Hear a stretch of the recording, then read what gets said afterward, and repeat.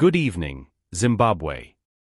Welcome to our midweek news bulletin on Zimwaves TV, bringing you the latest updates on the most pressing issues in our nation. Let's delve into tonight's top stories.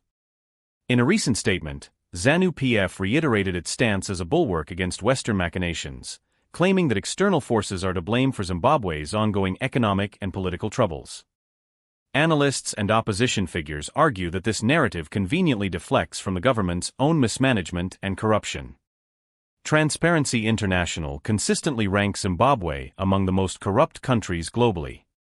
Corruption within government ranks has siphoned off funds meant for public services, leading to a decline in healthcare, education, and infrastructure. Economic experts highlight that Zimbabwe's hyperinflation, which reached 837% in July 2020, is due to poor fiscal policies and mismanagement, not external sanctions. Human rights organizations criticize the government's use of this narrative to justify crackdowns on dissent and opposition, with reports of arbitrary arrests and detentions of political activists on the rise. In a recent tweet, Nelson Chamisa, the former leader of Zimbabwe's main opposition party, the Citizens Coalition for Change (CCC), shed light on the challenges of leading a political movement in a dictatorship. His message highlights the immense difficulties faced by political leaders striving for democracy in an environment marred by economic hardship and political repression. Chamisa's tweet underscores the harsh realities of operating a political party without adequate financial resources. The lack of a budget is a significant obstacle, particularly in a country where extreme poverty is pervasive. This economic strain makes it difficult for the CCC to mobilize, organize, and sustain its activities, which are essential for political advocacy and campaigning. The opposition leader also pointed out the issue of massive unemployment in Zimbabwe, which exacerbates the political challenges. He criticized the opportunistic behavior of some individuals who view public office as a means of personal gain rather than a platform for genuine citizen representation. This attitude undermines the integrity of public service and erodes the trust of the populace in their leaders. Chamisa's tweet reveals the immense pressure and difficulties of leading a political party in such an oppressive environment. Despite these challenges, he remains resolute and committed to his cause. He acknowledges that the task is daunting and seemingly impossible, but he emphasizes that serving the people is a form of sacrifice that he is willing to endure. His words convey a powerful message of hope and resilience, reminding his followers that despite the overwhelming challenges, the job of bringing about democratic change will ultimately be accomplished. Meanwhile, the Zimbabwean government announced its support for Zambia's bid for a position in the African Development Bank, AFDB, presenting it as a move to strengthen regional cooperation.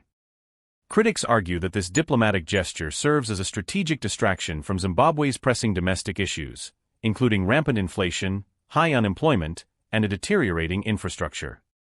Opposition leaders emphasize the need for economic reforms and job creation over diplomatic posturing. Critics argue that the support for Zambia could deflect scrutiny from the government's economic mismanagement and governance issues. The focus on international diplomacy appears misplaced as Zimbabwe grapples with severe economic challenges. In another development, the government issued a stern warning that violence mongers will be dealt with decisively, raising concerns among human rights organizations and opposition parties. Critics fear this signals an impending crackdown on free speech and political dissent, as the government has a history of using excessive force to silence opposition. Reports indicate a pattern of arbitrary arrests, detentions, and intimidation of political activists and citizens protesting poor living conditions and lack of services. As Zimbabwe heads into a potentially tumultuous period, respecting human rights and allowing space for peaceful protest and political expression is crucial. Additionally, Vice President Kembo Mohadi attended the inauguration of Iran's president, sparking debate about the government's priorities given Zimbabwe's dire economic and social conditions.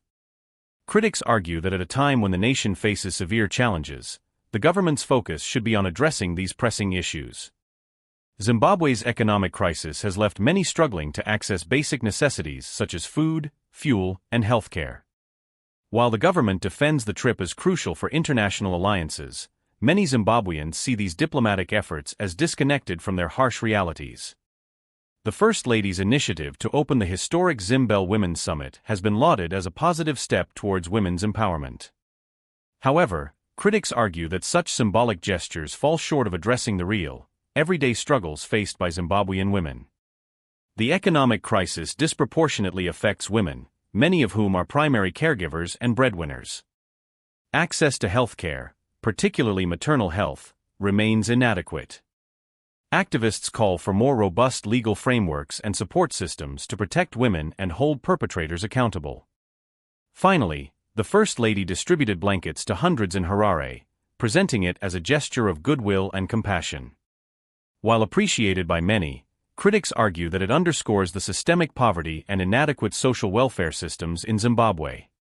Zimbabwe's economic crisis has left millions in dire straits, with unemployment rates soaring and many families unable to afford basic necessities. Critics emphasize the need for comprehensive social policies and structural changes that address the root causes of poverty, not just its symptoms. Thank you for joining us for this midweek news bulletin on Zimwaves TV. Stay informed and engaged as we continue to bring you the latest developments from around the nation. Have a good evening.